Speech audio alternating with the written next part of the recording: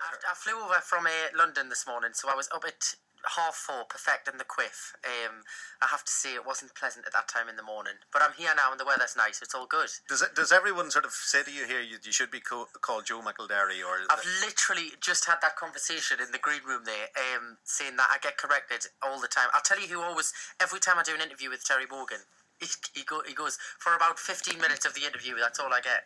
You're saying your name wrong. Yeah, see, we're all McElderrys here, and the good footballers around this part of the world call McElderrys. But it's Joe McElderry, it's the Evolution Tour, you're coming to the Grand Opera House, you're coming to the Millennium Forum. But your personality, you remind me very much of a Belfast Northern Irish lad, because Really? you Geordie lads are like that, aren't they?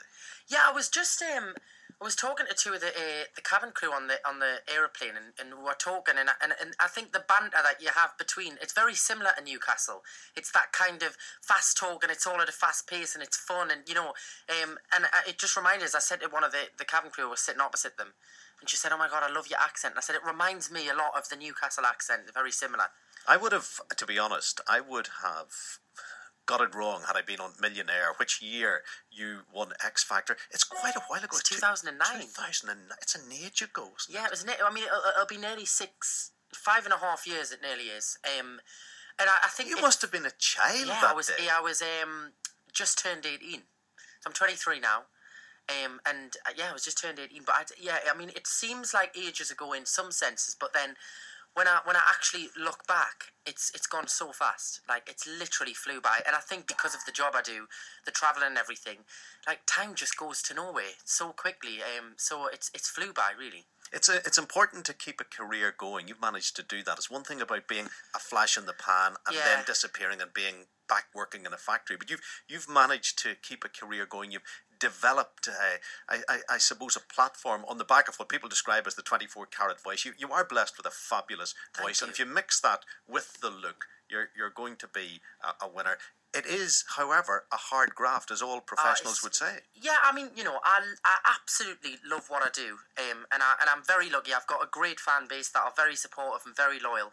But it is tough. It's a tough industry, and it's a very competitive industry, and it's heavily saturated as well, which does make it difficult. But I think if you enjoy what you do, and if you're lucky enough to have fans that kind of stick by you and support you, and they keep that kind of interest going all of the time. So I'm forever thankful to them, because there's been times, when you're doing things and you think, oh my God, I don't know what I'm doing next week, never mind next year. It's that kind of job. Sometimes everything's so up in the air. But I feel lucky, and I'm prepared to work hard. I enjoy what I do. Well, which do you prefer most? Is it out front at a concert doing a show? Yeah. Or are there other strands within the industry in general that you like? I could happily do nothing else but just be on tour all of the time. I could quite happily travel around, perform every night, because I think a lot of the other side of the job that I do, kind of, you hardly get. Somebody said to me, as you get on in your career, you'll find out that sometimes you go through periods and you hardly get to sing for like months on end. And I've been lucky that for the past like year and a half, I've pretty much like been on tour for the whole time, and I am until July. And I love it. Like, I love just going out with an audience, a live band, singing what you want to sing, having that connection, chatting to the audience. That's what it's about, like live music. I love it. What about the discipline of being in the studio? Because you got to spend time doing that, don't you? 100%. You've got to do that as well. It all works alongside each other, and you can't take one section of it out without the other. But I find it really hard to perform in a studio.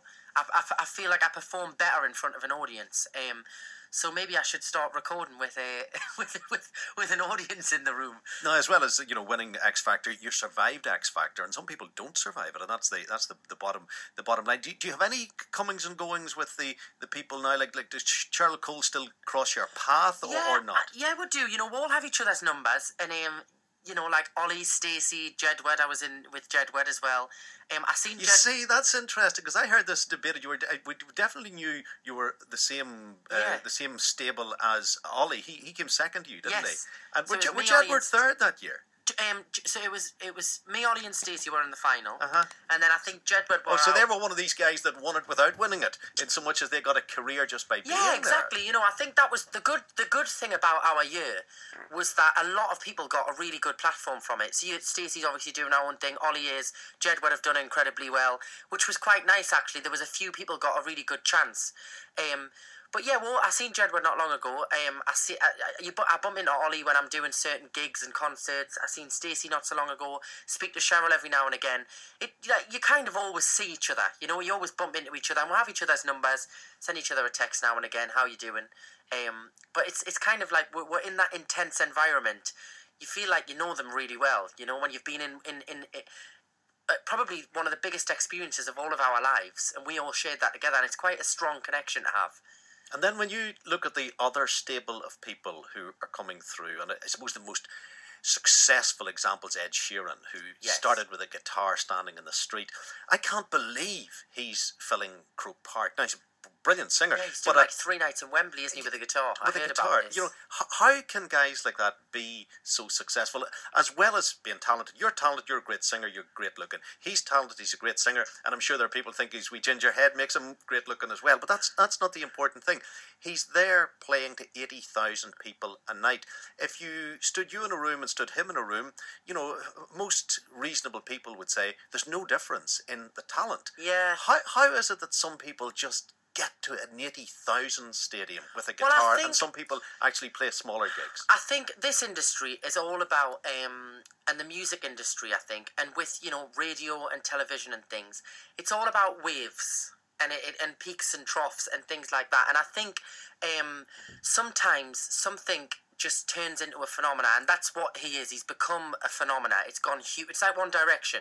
Nobody ever predicted that 5 boys who auditioned for X Factor would be same thing, like in a boy band selling out Wembley Stadium. It's a phenomena, you know. And I don't think you can compare Ed Sheeran and One Direction. They're very different artists. And Ed Sheeran's incredibly musically talented, like a writer, performer, everything. But I think it's just waves, you know. And I think everybody has their big moment, and I think he's having his moment at the minute, and good on him, you know. He's doing well. You're looking forward to coming here. You're going to be playing the Opera House. You'll be playing the Millennium as well. You know, if someone buys a ticket and sits there and they're watching Joe McElderry on the stage, what sort of show do they get at this present moment in time? The show is very diverse. It comes across all the 4 albums that I've released. So you've got a bit of the classical stuff in there, a bit of the pop. We do this big section in the show called Jukebox Joe, which basically we put all the lights on in the venue. As you can see, all the audience, and I take requests off the audience. So songs that I've never even sang before. It's completely unrehearsed for about 15 minutes of the show, and they get to basically choose their favourite songs, songs that I don't know, and the band and the players who play with me will busk it, you know. So you get a really it's very, my shows are very interactive with an audience. There's a lot of chatting, and I try and like, you know, make it very personal, and like kind of like I'm performing in your living room. You're here in the run-up to St. Patrick's Day. It's Sunday the 15th of March. You're playing the Opera House. You're in the Millennium on Monday the 16th. Now, you're going to tell me that you're going to be on a plane and away. Surely you're going to stay. You'll be in Ireland for St. Patrick's Day. Well, I think I have to go back straight away to another show. Back over. I think it's down near London. I think I have to go. So I don't think I'll be. I have been here before on St. Patrick's Day. And it was pretty intense. It was crazy. Yeah, it's a good way of describing it. You've 60 gigs altogether. You know, I know you're young. You're 23. A lad like you can do it, but it's still demanding. Like, we have Carl Frampton here who prepares for fights. You know, you're slim and trim and you're fit. But to do 60 gigs, you'd need to be, you know, fit to do it on the stage, but also mentally sharp. Yeah, I mean, it's just about getting good night's sleep. Exercise. I do a lot of exercise. No alcohol when you're doing shows. Because once the voice, the tip is to not get ill when you're on the road. Once you get one bug, it's so hard to get back to that because you're so busy all the time. So I try, and I've got the antibacterial wash, and I'm like, you know, I exercise. I try not to stop, because when you stop, that's when you get the bugs, you know. So I just try and keep on the treadmill all the time. Are you a good living sort of a lad? We've never seen much scandal about you. I mean, you know, I go out, I have fun with my friends. I just tend not to go to places where you'll catch us stumbling out of a nightclub in front of a load of cameras. But I like to have a good time. I'm 23, you know. I know, I suppose if I Googled you now, I'd see all sorts of scandal. But, you know, you're 23, you're a pop star.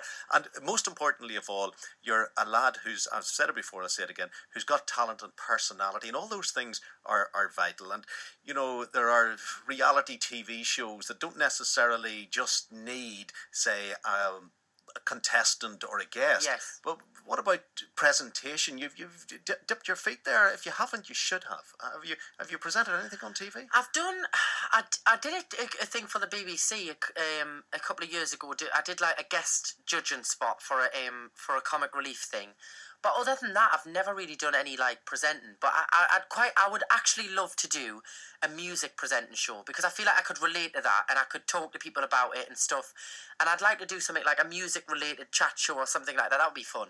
But yeah, I'd have to brush up on my skills, I think. Not at all. I'm used to being asked the questions. No, you're absolutely oozing it. You are, and it's a great quality, great skill to have that whole package that you're obviously exuding, Joe. It's great seeing you in the studio. Thank you. Thank you for coming back. I'm going to play one of the big hits in just a moment. But if people want to go along, there's still a few tickets left for the Grand Opera House. Sunday, 15th of March, the Millennium Forum in Derry, Monday the 16th of March. If you get along there to the Grand Opera House box office, it's 02890 24 19 19. The Millennium Forum's on 02871 26 44 55. But now with so much publicity today, there'll not be a seat left to put a bum on. If you need to get in there, you can get them online as well. Joe, thanks for coming by, fella. Pleasure. Thanks for having us. Continued success. Thank you. Have a lovely day.